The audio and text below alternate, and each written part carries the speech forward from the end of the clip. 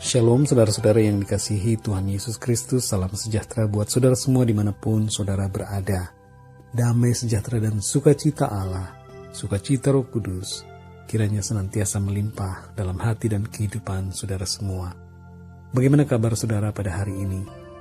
Saya berdoa dan berharap saudara senantiasa berada dalam keadaan yang baik, sehat, dan selalu berbahagia di dalam Tuhan.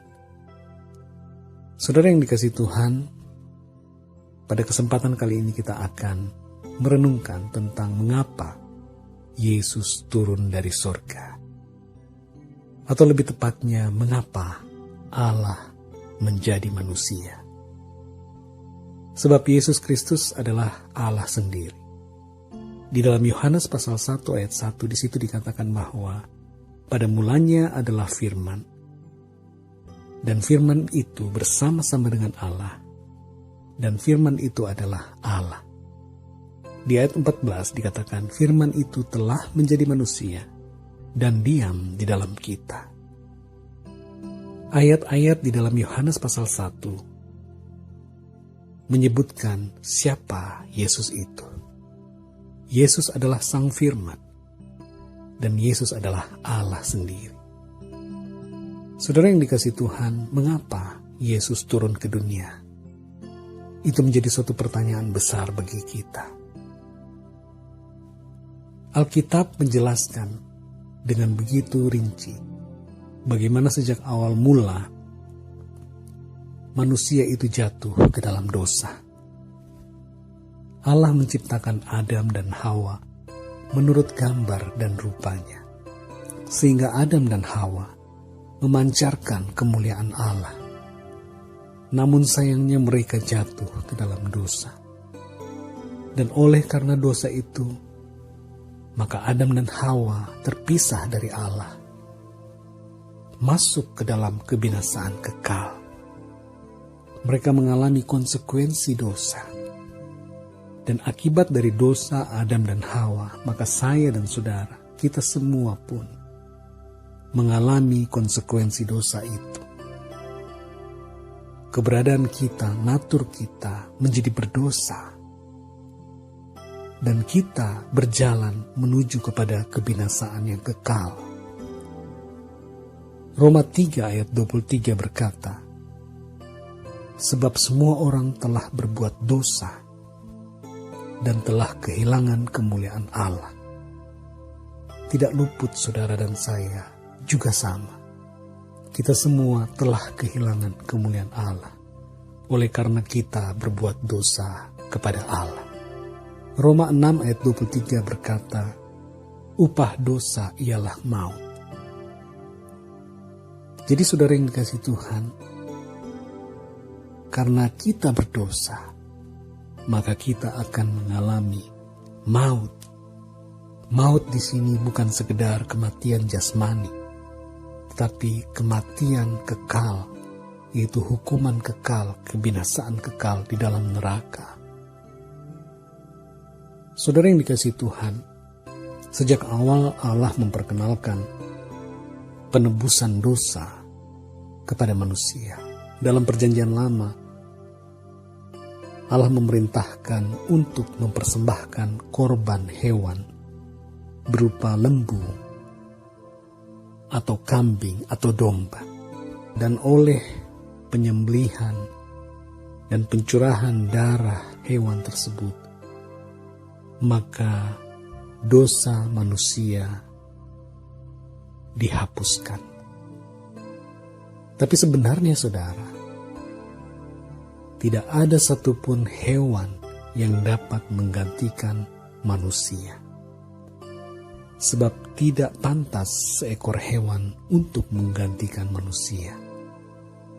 Apa yang ada di dalam perjanjian lama, yaitu perintah Allah untuk mempersembahkan korban penebusan dosa, sebenarnya adalah gambaran tentang penebusan dosa yang sempurna di dalam Tuhan Yesus Kristus.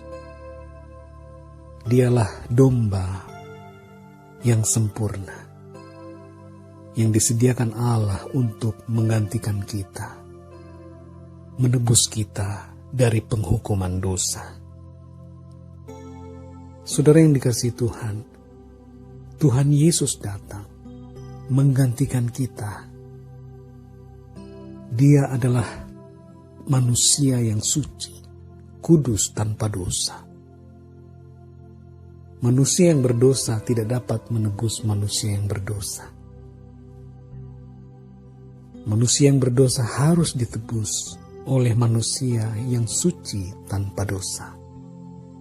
Itu sebabnya Yesus Kristus turun ke dunia, menjadi manusia yang suci, tanpa dosa, untuk menjadikan dirinya sebagai korban penebusan dari segala dosa manusia. Ia menggantikan kita, saudara. 2 Korintus 5 ayat 21 berkata, Dia yang tidak mengenal dosa telah dibuatnya menjadi dosa karena kita, supaya oleh Dia kita dibenarkan oleh Allah. Jadi Yesus Kristus yang suci tanpa dosa menjadi dosa karena kita.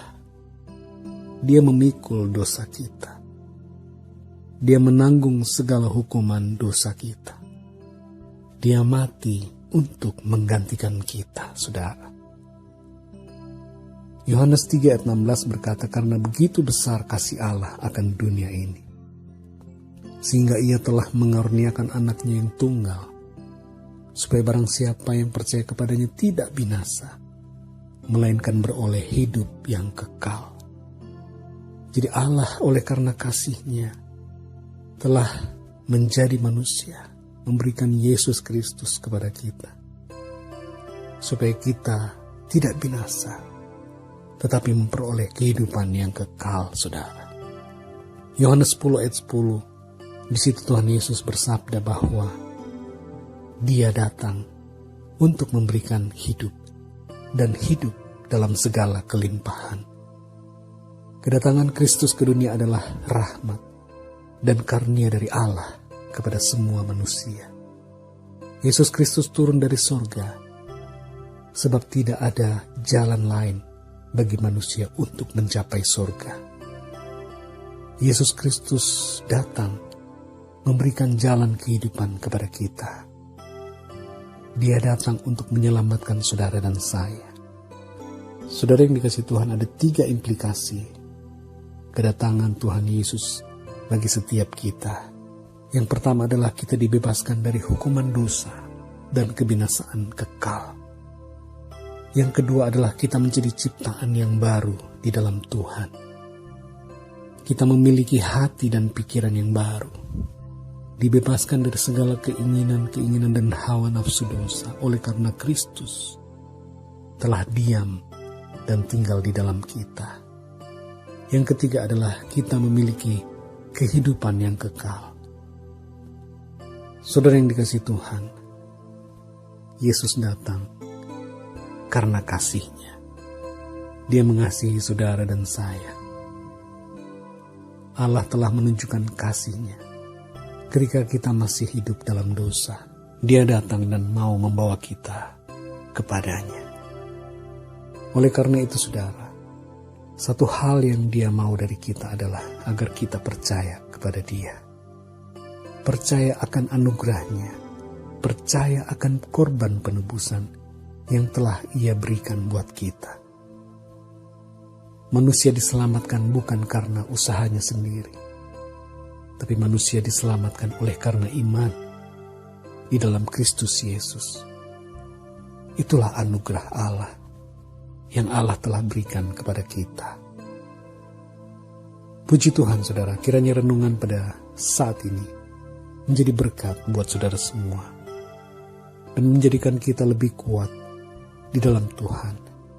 Bagi saudara yang belum percaya kepada Tuhan Yesus, percayalah, bukalah hatimu, dan terimalah Dia sebagai Tuhan dan Juru Selamat saudara. Saudara dapat berdoa secara sederhana, Tuhan Yesus, aku percaya kepadamu. Ampunilah dosa-dosaku. Terimalah aku ya Tuhan.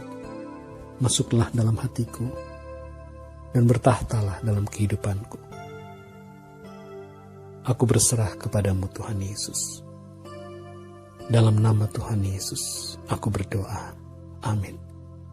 Doa yang singkat saudara, tapi kalau saudara mengucapkannya dari dalam hati saudara, maka saudara telah diselamatkan dari hukuman yang kekal dan telah dipindahkan dari maut kepada hidup.